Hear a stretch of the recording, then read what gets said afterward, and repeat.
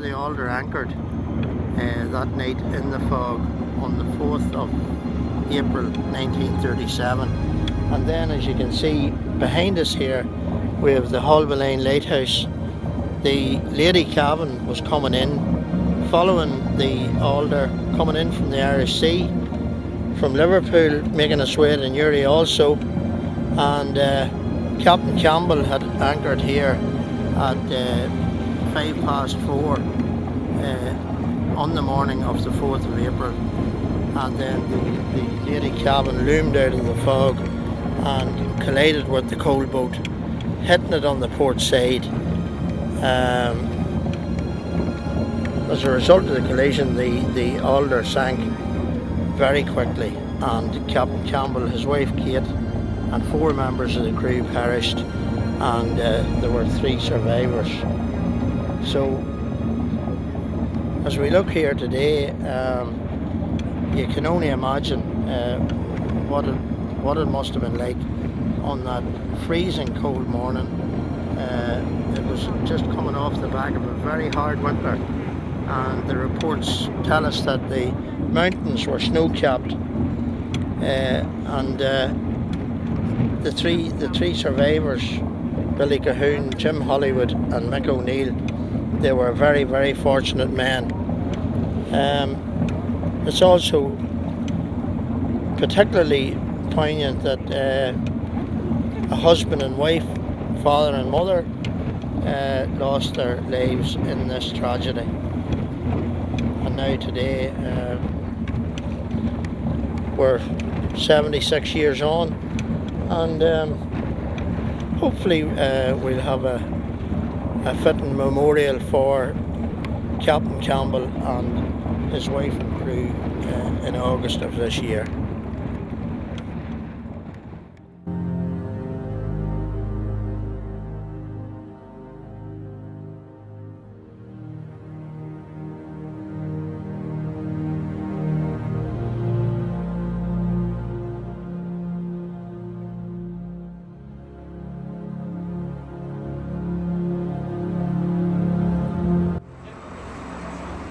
Now we're with the lock pilot Leo Cunningham at the entrance to Carlingford Lock, and subsequently to the Newry navigation.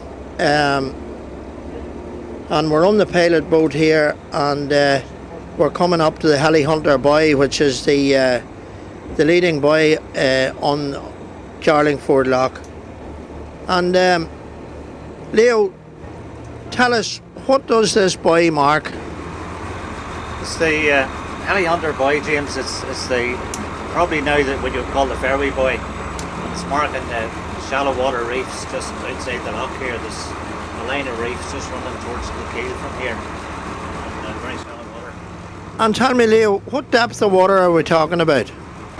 It's only like 1.5 metres of water at low water on the shallowest part on the Heli Hunter reef. And at high tide, what type of clearance would you be talking about on a typical ship coming in here? Yeah, well, you wouldn't. The normal ship, the buoy marks the rock, so it's a south cardinal buoy, which means you stay to the south of the buoy, which keeps you clear of the rock. Right. You know, but. And this is the entrance then to the buoy channel in Carlingford Lock. That's right. Yeah, from here towards the lock now you get onto the leading lights, and that guide you towards the channel of the first buoys, number 1 and number 2 buoy. Now we're looking, Leo. We're retracing the journey that the SS Alder would have made in 1937, and how difficult would navigation have been back then? It would have been extremely difficult. There's no radar. They were going on the magnetic compass, probably just judging their speed with time and distance, time with speed, and it's been very difficult. Yeah, different times to what we have now. So really, good seamanship was very necessary. Oh, absolutely. Yeah. And the local knowledge, of course, then was all important. A man like Bobby Campbell, who had that intimate local knowledge, and the Newry men who navigated as well with fishers at the time, they all had that local knowledge. Definitely, yeah. And knowing the tides and the run of the tides and all of that too, yeah, definitely. Well, Leo, I remember your own father, Willie John, coming to Newry, piloting ships, particularly the timber boats. And how did you get involved in this job? Well, I got involved, through my father and my brothers, sort of passed on. I was only 16 when my father turned sick, and I left school to help out in the pilot boat. Sort of developed on from there. So, how long are you doing this job now? To give my age away now, James. But, 32 years now. Yeah. And tell me, Leo, what is the biggest ship you've taken into Carlingford Loch? The biggest ships, the biggest ship would have been into Greenore, Cavan, 35,000 ton deadweight, upwards of 200 metres long. So that would have been the biggest so far. That is the maximum you can have into the likes of Greenore. And tell me, Leo, has there ever been times when you were a bit nervous or worried? Or I asked Mickey Fern, was he ever afraid, and he rubbished me. No,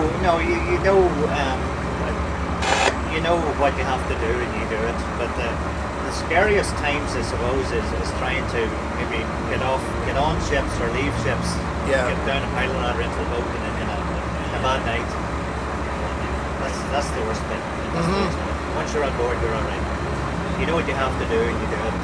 You know what you're capable of. Well, just when you mentioned the bad nights, Leo, and I'm sure you have many a bad night coming in here, but of course, as you say, different days and all the modern aids and the comforts that indeed people have now.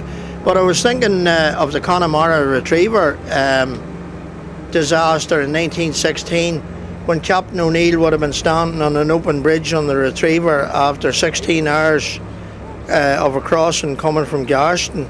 And could you even begin to imagine, given your own experiences, what something like that must have been like?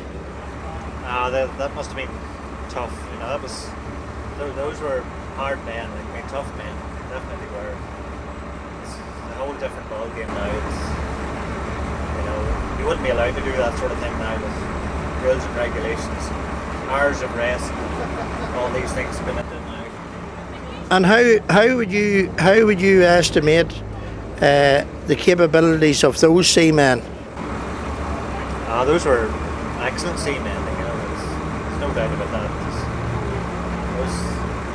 Those men aren't about today. Definitely not. Sure. Thanks very much, Leo.